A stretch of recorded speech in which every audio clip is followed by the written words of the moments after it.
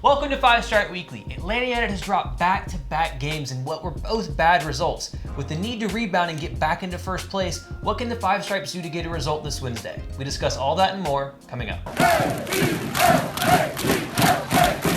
Welcome to the show, 5 Stripe fam. I'm AJ, this is Tanner McLeod. Before we get into it, become a member of the notification squad by hitting the bell next to the subscribe button or hop over from Facebook and subscribe. We waited all international break for this. It's a 3-1 loss against the Columbus Crew, who were languishing in 11th, and they're still in 11th after this win. And I think it's thoroughly embarrassing. But before we get into the review, we want to thank our sponsor. This segment is sponsored by Mojitos Bistro. Mojitos at the Forum, where you can find a slice of Miami and Havana right here in Atlanta. They offer Cuban cuisine made with recipes from their mom's cookbook. And check out their watch party on September 18th for the match against FC Cincinnati. They'll be giving away a beer for each Atlanta goal scored. Joseph helps a lot with that. For more on the awesomeness at Mojitos, check our description box below. And really do check out their watch party on Wednesday night. We're playing FC Cincy, and it's going to be lit there. Really, it's going to be a lot of fun. But getting into this match, Columbus Crew, How did we do this? They knew exactly what they were doing. How did we have this happen? Columbus Crew came in with a plan, and they pressed high. They were, gonna play direct. They did. They were ruthless and efficient. And we pretty much, after we scored the first goal, we just looked flat. Completely flat. Not only were they good, we were hopeless. Yeah. It was like everything that could have helped make their game plan work, Atlanta United played right into their hands and allowed it. Oh, bad positioning and bad giveaways in the middle of the pitch to leave your center backs exposed.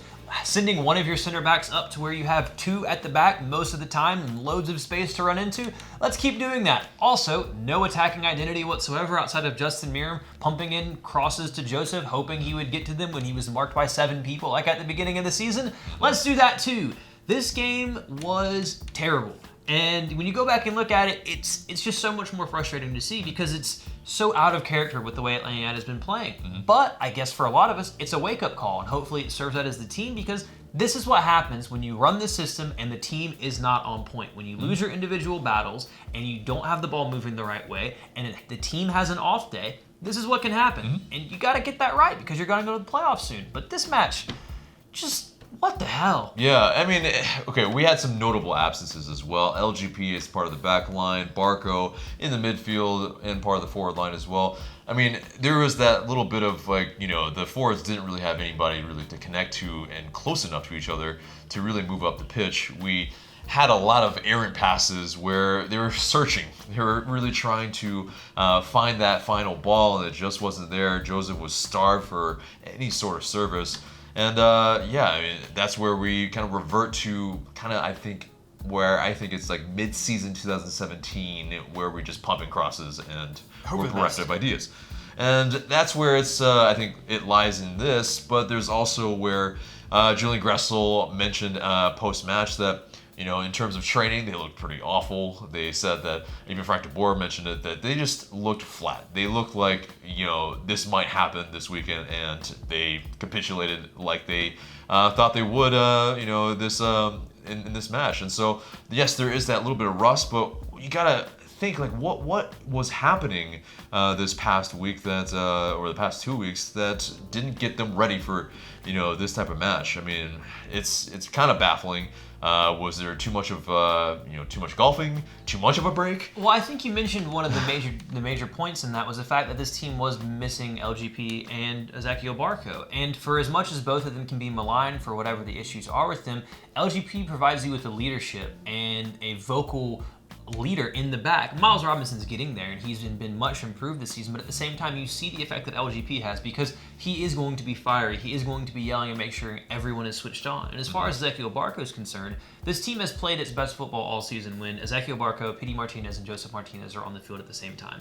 Ezequiel Barco has the ability to get the ball on the turn, run into space, draw defenders, which then creates more space for Pity Martinez and for Joseph because when he's running through the middle, defensive players go to him and they step to him, and when they do that, that is what creates those spaces that makes the other players around him better. So with those two guys, the team lost a lot in both defense and attack. But at the same time, Atlanta United should be better than that. This team That's true. should be better, missing those 2 players and be able to beat an 11th place Columbus Crew team, Right. which goes back to your question. On what was paper, we have happening? enough. Yeah, what was happening in those training sessions? What was the mentality? How did the mentality switch off?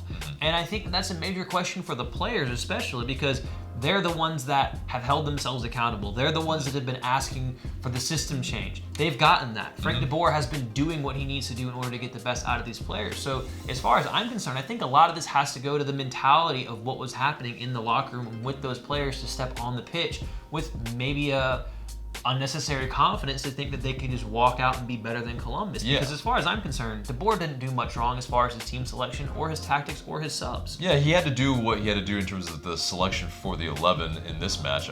Because basically you have LGP out with yellow card accumulation. Yeah, you bring in Flo Pkwy, who's been generally pretty decent.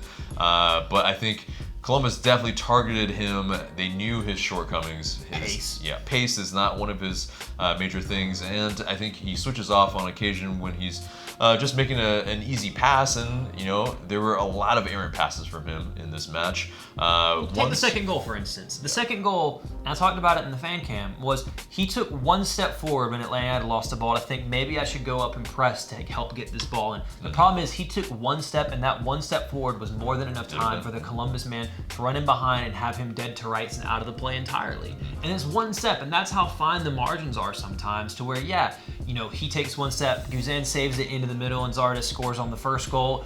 Miles Robinson accidentally scores an own goal and a freak, thing like that. And it's like those little moments can go against you sometimes. But what's so important is to make sure that that game was a complete aberration. Maybe the team needed something like that to refocus them, but at the same time, you think that this team should be better than that. With their mentality of winning things, they should be able to hold themselves to a standard where that sort of match does not happen. Because it was not a result that Atlanta could afford to draw. Yeah, and it's really, I think, the worst we've looked in 3-5-2 as well. I think against Philadelphia Union, it's the same scoreline, but I think for most of the match, we looked, kind of, I think definitely a lot better in terms of the chances that we were creating, and it was just, I think, a level of, fatigue where you're playing 7 or 8 games in a month, essentially. And they just hit a wall, and you could see they couldn't give anything else, and Right. you were missing a Barco, so you didn't have the best players on there, and you hit that fatigue wall. And I think most of us felt pretty good coming out of that Philadelphia result, where it was like, look, it happened, they were tired, they need a 2-week rest, they'll come out and they'll put a big number up on Columbus. But then this is what we have, and it's like, that doesn't make sense to me, because I felt so confident coming into this match, and that I felt confident that, yes, it was going to be tough, but Atlanta United, in my opinion, out of the 6 games they had remaining, including Columbus, should win 5 of them. Yeah. All of them bar NYCFC, which is the big game in the coin Yeah. flip. But now you're having to play catch up. Maybe they're looking ahead a little bit. Maybe they've overlooked this fixture, and it maybe was the case. But I think credit goes to Columbus for executing the game plan. They have definitely they were very efficient and scored some really good goals actually as well. That second goal was Yeah, fantastic. the 2 anyway. But So the third, let's not talk about. yeah, that's just I think it's one of those, like, I don't think Miles Robinson would even get as much hate as Brek Shea does for all that he Had gets. Brek Shea had done that, he would have been crucified for Absolutely. it. But it's like that, honestly, that moment just summed up the entire game in 1 split second. It was just like, that's literally how the entire game felt, how the entire game went. It was just off, it happened, but this team, like we said in the intro, has to move forward and regroup quickly, because you have another match that is a must-win, that is a should-win on Wednesday. So you have to get past this, you have to get back to your best, and you hope Ezequiel Barco gets fit quickly, because clearly you need him. Right, and so in terms of a positive that can come out of this Yes. match is that Joseph Martinez did net his 14th straight game, or net a goal in his 14th straight game, and that's perpetuating the record that he has, which is fantastic. Some people felt it should have been an own goal, but as far as I'm concerned, after Ronaldo got credit for that goal Sure. in the week where he kicks it and it hits the keeper in the back of the head and it goes in, you're not going to take that off Ronaldo, and you don't take this off Joseph. Yeah, exactly, and it was still on target, so it's one of those things where, I mean, if it even if it bounces around, it would still be, I think. You give the on goal to target. the king. You let him have it. But yeah, and Miles Robinson, own goal aside, still had a very good match. The He was block saving against us all Yossi night. Zardes in the first Exactly. half, if he doesn't make that block, we're 1-0 down early, and Yeah. that's a whole different story. Yeah, and well, even on that first goal, it was pretty much where he did block it, or he had chased down the player to where it was a save. It was just not a Guzan save where he parried it further enough away, and that's where the issue is. Zardes was right place, right time. Yeah, and so, I think really Robinson can't really be faulted too hard for this match. Yes, home goals do suck, obviously. Franco Escobar also, I think, he was everywhere.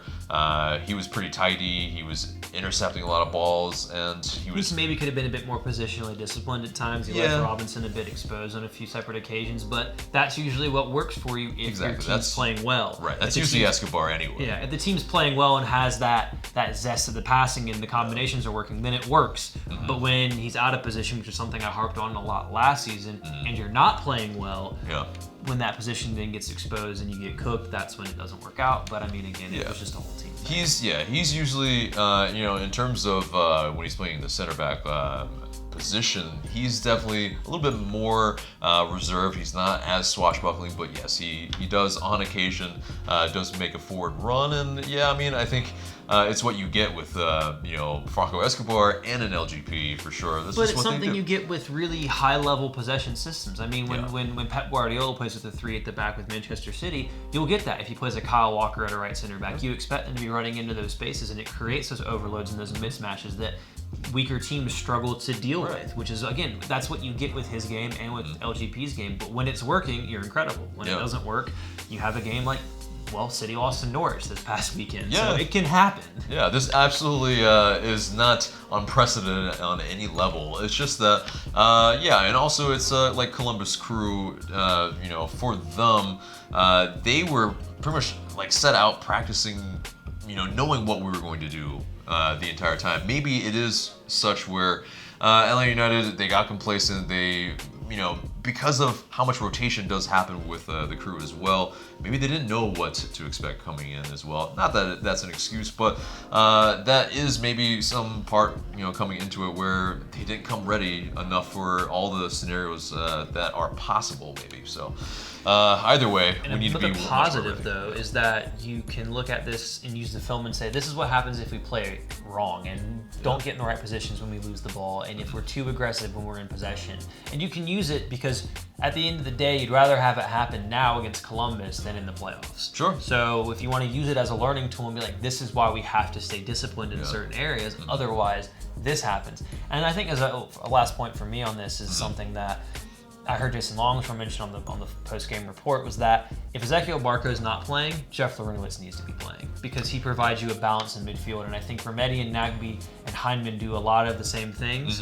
And I think you have to have that Jeff Larentowicz sitting there in front of the defenders because he would have been in those positions where Columbus was running into. He would have clogged those spaces that Columbus had.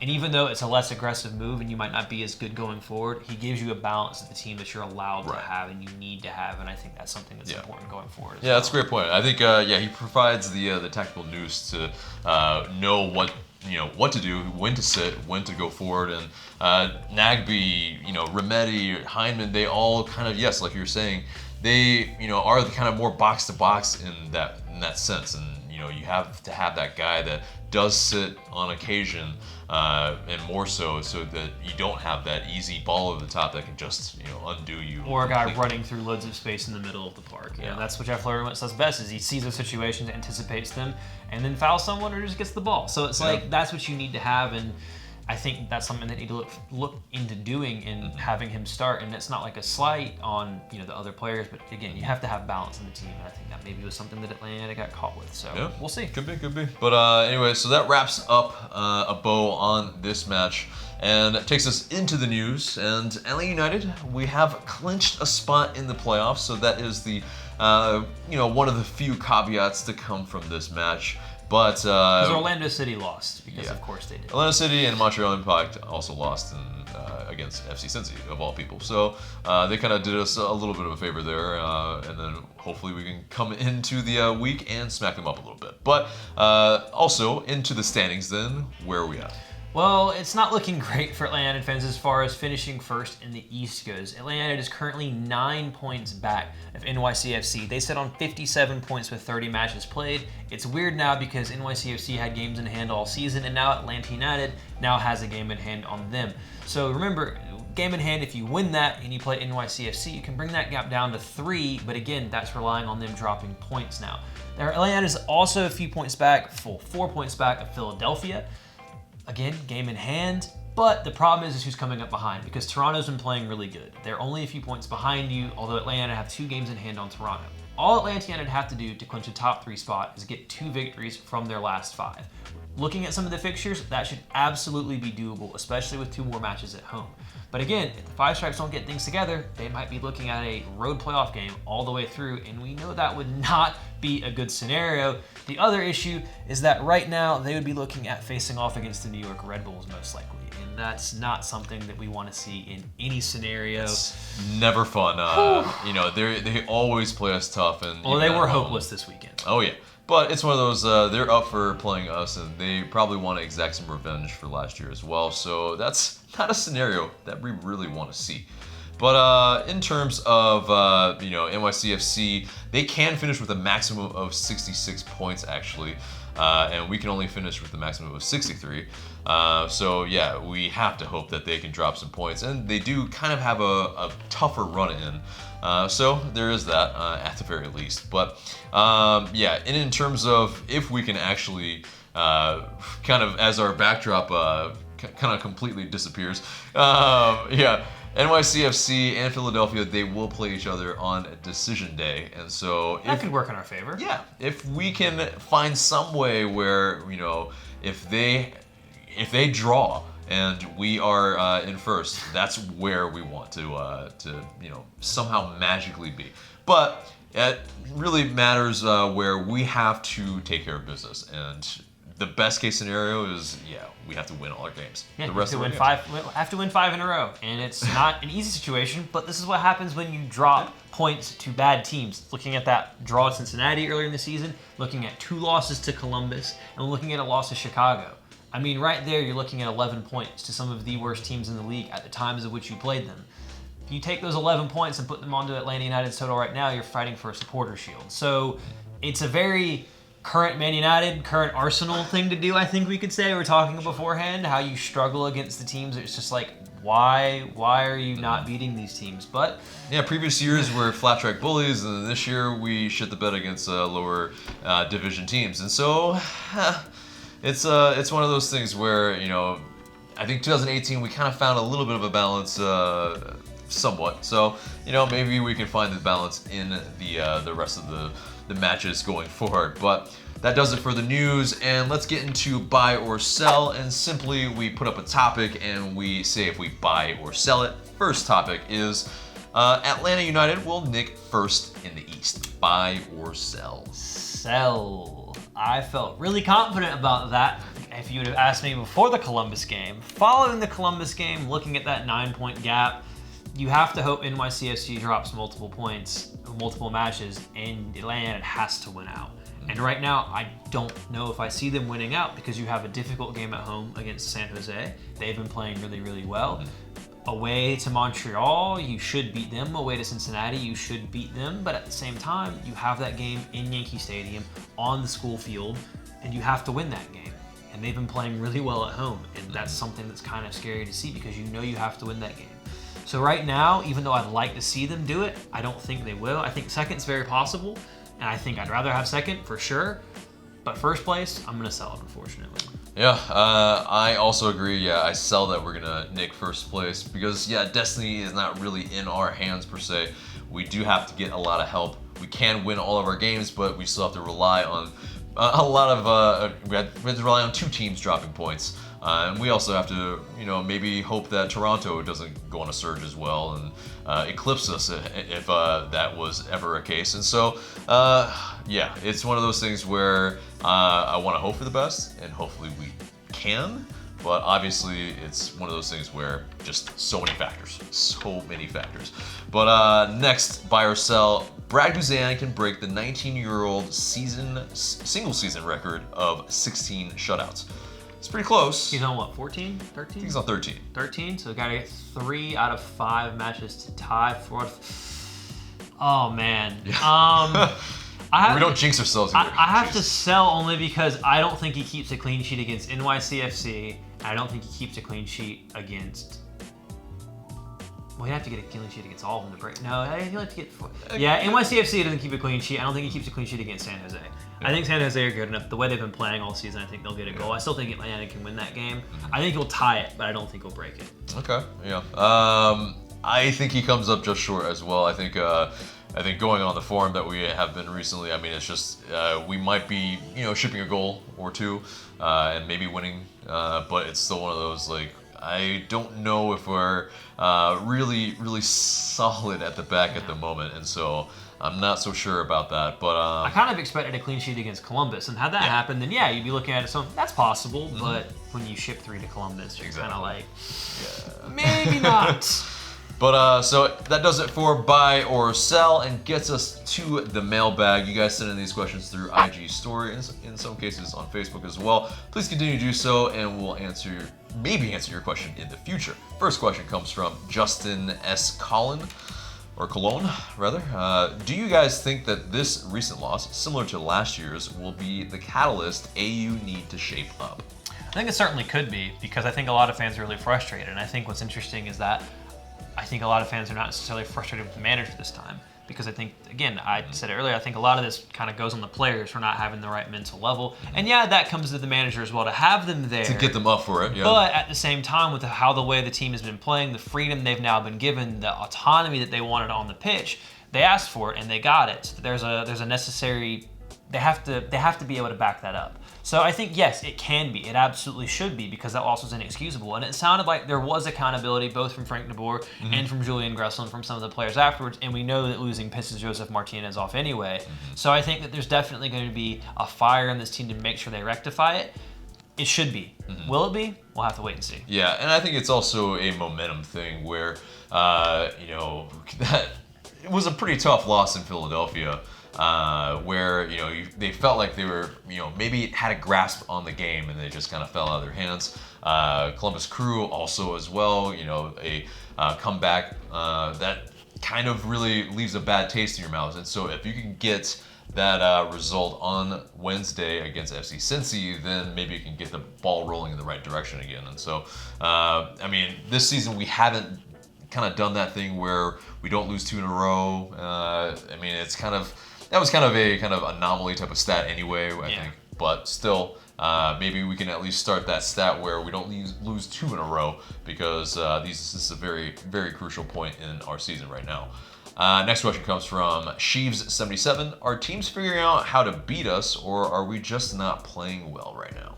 I think we're just not playing well right now. I think that, yes, teams can figure out. There's always a flaw in every system. Again, Guardiola and City lost to Norwich, of all teams, this past weekend. Credit to Norwich. They did the same thing Columbus did. They played really well. They had a system that worked, and they stuck to their guns. I think that Atlanta United, when they're playing at their best, it doesn't matter if other teams have a good game plan. Atlanta United is just simply better than them, and Atlanta United has the players to make the difference. And I think that as far as that goes, Atlanta United should beat almost every single team, if not every team that they face up. But right now, I think that you're just not playing well. You're not seeing the best out of your players. Some are tired. Some have been played a lot. Some are still hurt. You don't have your best 11 out there. And when factors like that come together, you can get caught. I think that's what happened in Atlanta. I think right now just aren't playing well. Yeah. I agree with most of your points. I also think, though, the best teams are able to adjust to any sort of defense that they are seeing on any given night. And so that's where that tactical flexibility, if they are able to do that, play different ways and recognize what's in front of them and adjust and change, parsing out if the ball in behind is on all night, this is what we need to do to rectify that, and then so we can still be solid, so we can go forward with kind of reckless abandon if we need to. So that's where I think there is a little bit of, we do need to be a little bit flexible with how we're playing as well. Not only play with 3-5-2, but if we do need to shift into different ways to play, then we should. So, I think a lot of it comes with philosophy, though, in the modern game, and I hate that word, obviously, but it's true. The playing philosophy and the way that you want to approach things. Pep Guardiola notoriously does not change. He's going to have his way of playing, and he believes that his way of playing with the players he has is better than whatever you do. Now, you know how to beat Pep. You either press them or you sit deep. And it's shown recently that if you press him and press his teams, then you can get something out of it. It's very similar with Atlanta United. When teams press Atlanta United, usually we don't play as well. But that's also the risk that if you do that, you leave yourself exposed to having the better team, Atlanta United, take advantage of those spaces. And so I think on a given night, Atlanta United can set up the way that they want in this 3-5-2 and then beat most teams. But again, that's the nature of soccer. That's the nature of the game. Sometimes you're just going to have games like Columbus. Next question comes from Nick B Studios. Do you think we need to invest in a quality young striker as a backup for if Joseph gets injured? With the way that current MLS rules are set up, no. I think that you have other places you need to worry about strengthening, and yes, obviously that is a big issue, but with how the salary cap and salary structures work, it's no use having a good young player if they never play, and Atlanta United too, and loaning players out doesn't really work as well as it does in Europe, so it wouldn't be wise, in my opinion, to invest a lot of money in a good young player if they're not getting minutes. Now, if you're looking to play a two-striker system, then yes, but right now, Joseph Martinez is going to be on the field, and you don't want to sub him, so it kind of would hurt the development if whoever that young player was, because they wouldn't be playing as much. Yeah, I mean, and also we have, the likes of Brandon Vasquez, Tito Villalba, also as those type of guys that can fill in for Joseph Martinez if he is ever injured. But, and he has been in the past, and, Tito Villalba has been that guy who's stepped in. Now, of course, going forward, we don't know how long Tito Villalba is going to be on the team as well because, yeah, he's not getting a lot of minutes. And, there might be a writing on the wall. Who knows? We all want Tito to stay, but it's one of those things. And so, Brandon Vasquez, I think he's only 20. He's a young guy. He's got a different kind of game than Joseph Martinez as well. So, yeah, he's a guy that is a good understudy that isn't a guy who's agitating for minutes and is unsettling the team because of it or anything like that. So I think, we have incumbent guys that can do the job in the seat and hopefully where he's not injured for a long period of time. Next question comes from Mitchell McGirt on Facebook. Should FDB have put Parkey on that back line in the last match in order to ensure better organization defensively? It looked like the young guys really bungled things on covering counterattacks, and Columbus really exploited that. Given LGP's penchant for collecting yellow cards and missing matches, shouldn't Parkey be the ready option down the stretch?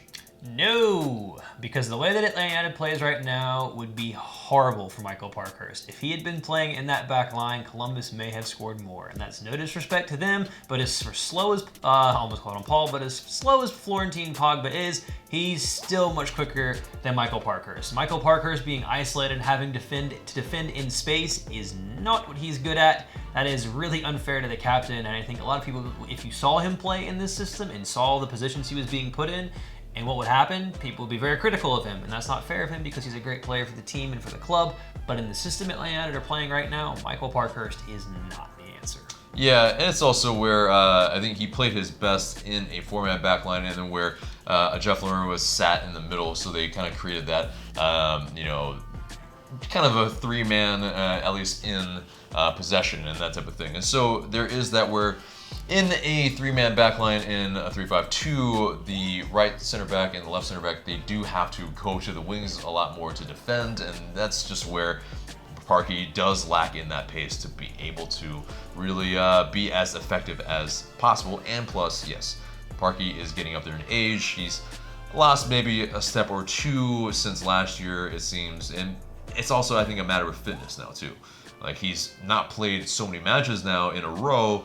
He's kind of only a guy that can maybe come in a pinch, but if you're asking him to start an entire match and then chase down guys that, if he was playing in the Columbus Crew match, oh my God, like the ball over the top was on the entire time, he would have been gassed. So I don't know if that's exactly the best option there, but I think in a pinch, yes, of course you play him. But I think as a out-and-out starter in this type of system, if LGP is out, I don't know. I don't think so. But last question comes from Hype Monster.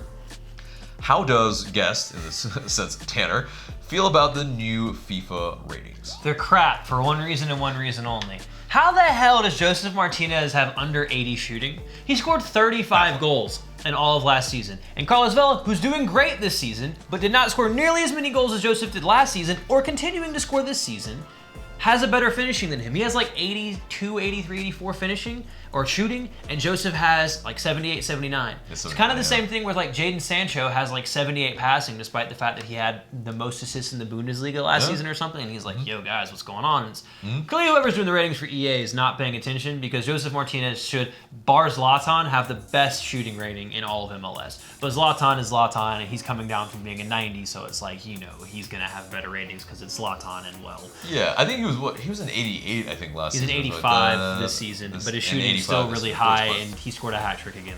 Sure, of course, but it's just one of those things where, I mean, Joseph Martinez does score every which way as well, and so does Zlatan. Okay, yes. But also, I mean, I have a bone to pick with the physicality that is on his card as well. I mean, it's like the jumping is ridiculous. Like, you have to be able to. I'm pretty sure he has a really high jumping rate, like rating in this game, but it's not like as high as it should be. But clearly, he should be like an 83, 84. Maybe I'm biased, but I think he should be like, overall, he should be like an 83, 84. Which is high for MLS, I get it, but he's that good. Yeah, and we won't go through everybody's FIFA rating, but I think, and that might be a video coming up when it releases. So let us know if you want us to do a video on that. But PT Martinez is at a 78. I think that's probably fair for the level that he was coming from as well. But I mean, in terms of PT Martinez, there are a lot of people that argue that, it's, in terms of that, it's way too high or something like that. I would say it's too low. I disagree. I mean, I think it's exactly probably the level of where he is at, because it's one of those things where he was getting some looks from Europe as well, and he's not. If he is getting some looks from Europe, it's not because, and at age 26, it's not because he was a mid-70s player. So, I think it's fair. I think it's absolutely fair. But anyway, so that does it for the mailbag. Thank you guys for sending in those questions. We really appreciate it. And that gets us to the match preview. It's FC Cincinnati. It's on Wednesday. It's at Nippert Stadium at 7:30. And I mean, in their past 6, they've taken a lot of L's. 4 L's.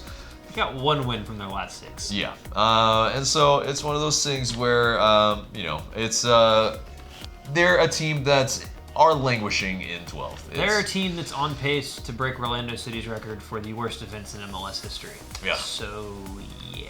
Yeah, and of course, earlier in the season we played them to a 1-1 draw, a frustrating one at that, because I think I remember Devin really that was his game. Yeah, that was where he predicted pretty much that this was the worst team in the league, and that us getting a draw was shambolic. Well, he was right. They are the worst team in the league. And yeah, it turned out to be. Of course, they went on a little bit of a run after that, and so it maybe seemed like, maybe it wasn't as bad as it seemed. But yes, it is what it is, because they really invested in a lot of USL players and their defense. And did not work out. Bold strategy, Cotton. Exactly. And it did not play out for in a league where attack really plays really well, in that sense where if you invest in it, you can probably do some things in the league.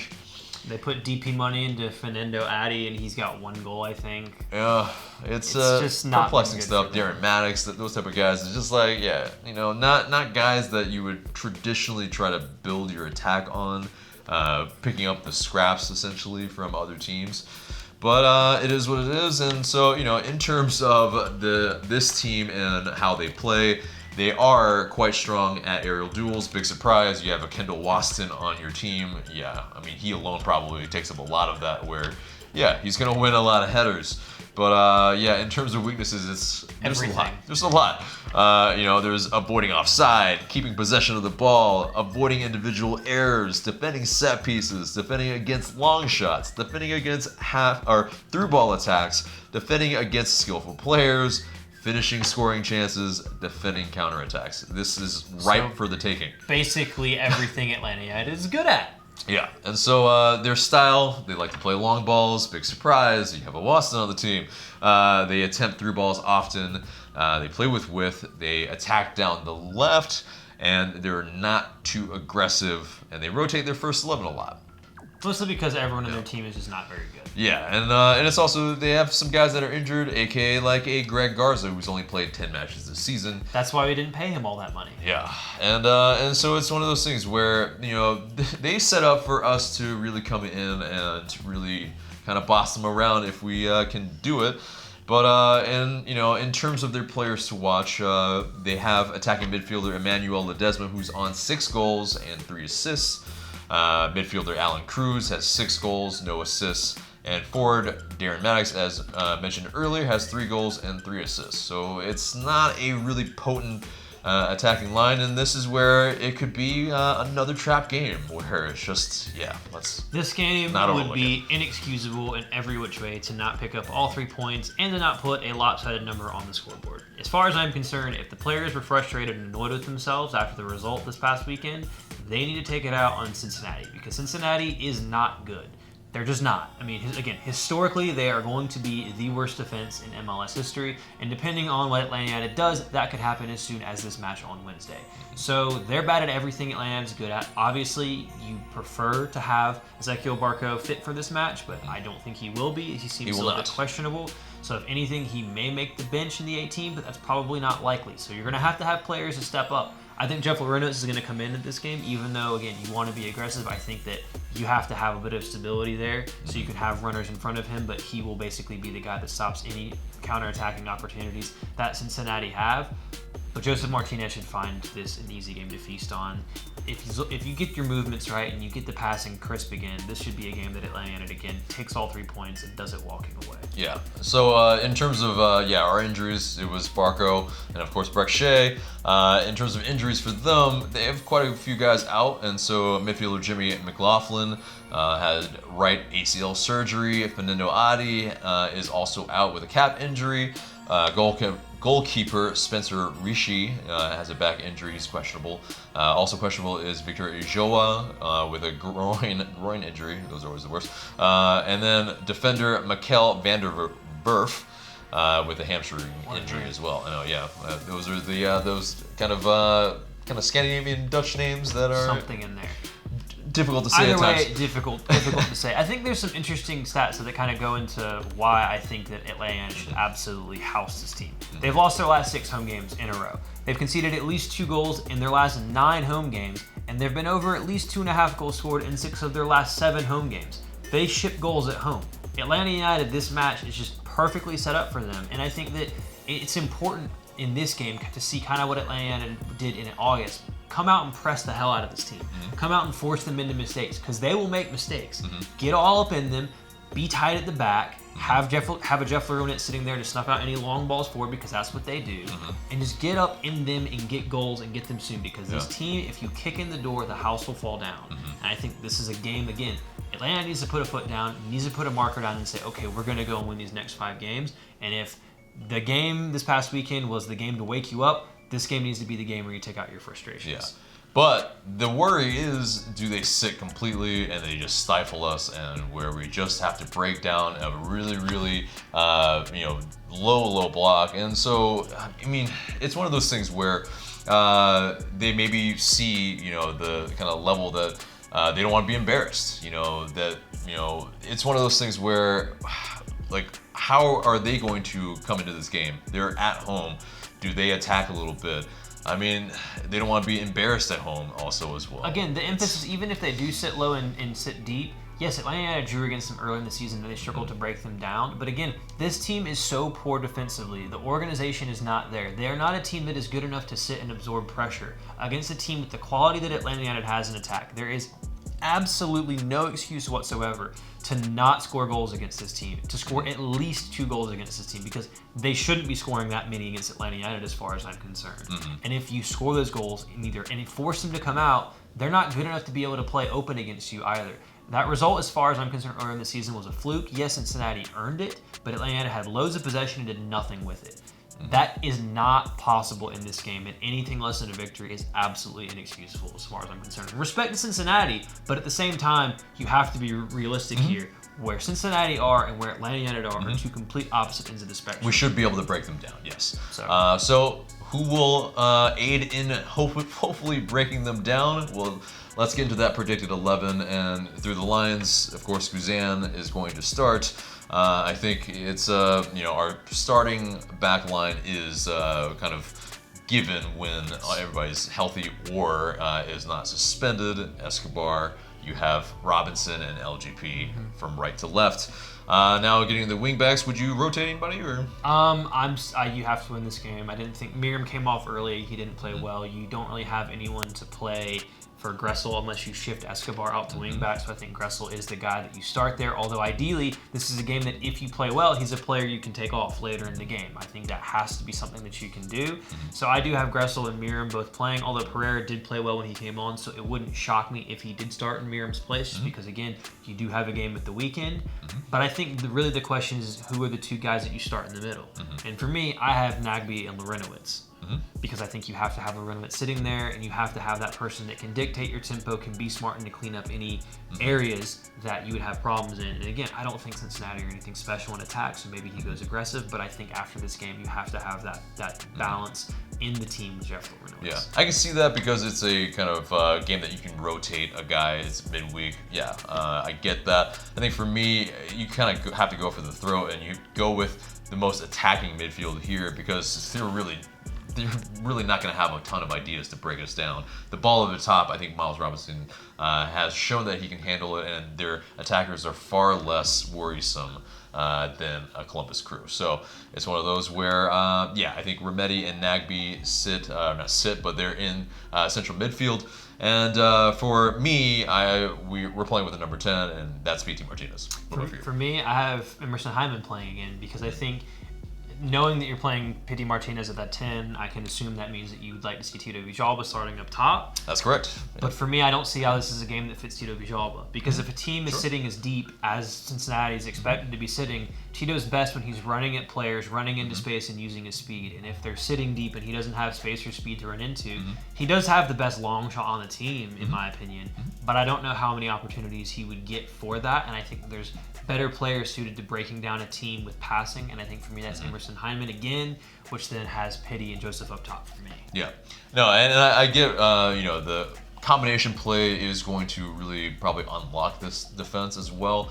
But there's also ways that I think, if FC Cincinnati are looking to at least not get embarrassed, they're coming up for corners. There's those points where we can, kind of lump it long a little bit, and Tito Villalba can get on the end of those, and that's where you can bring in Tito Villalba to do some damage. And also, he's got a decent cross on him as well, and so if he can get into some space where he can, find Jose Martinez or anybody in the box, then I think it's still a useful kind of game for him to kind of get some more match fitness, because I think that's where we really need Tito Villalba to really get back into, not only on the score sheet, but having another guy to get on the board for us, because it's one of those things where, it really is Jose Martinez. Or bust. Yeah, or bust. It's really, Julian Gressel is the next highest goal scorer for Atlanta United at 4, and Barco is at 4 for what's been like forever because of injuries / international breaks. He hasn't scored since that game against Sporting KC. Yeah, and so it's way been a minute, back in May. And so it's one of those things where yes, we definitely need to get some other guys going, and I feel like this is that type of match where you want to see Tito do some damage. So that gets us to our score prediction. What do you got? 4-0 Atlanta United. I think we're actually going to smash this team. I feel really good about it. They're just not a good team.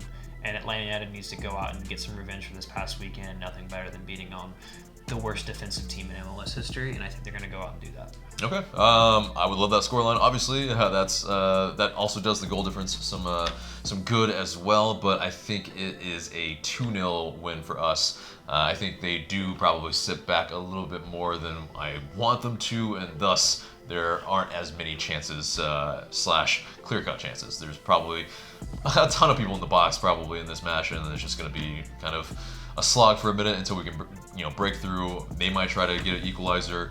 We go and get another, and then that's the game. So yeah, that does it for the match preview and gets us to our question of the day. And the question of the day is this: will you be satisfied with Atlanta United's season if they go out in the conference final or sooner in the playoffs? Get down in the comments below and let us know what you guys have to say. And shout out to Mark for that question. That's a great question. And yeah, we're looking forward to what you guys are having to say. But guys, that's it for us today. Remember to smash that like button. Remember to subscribe if you haven't already. And share this video because it really does help us a lot. And for Tanner, I'm AJ. Thank you guys so much for watching.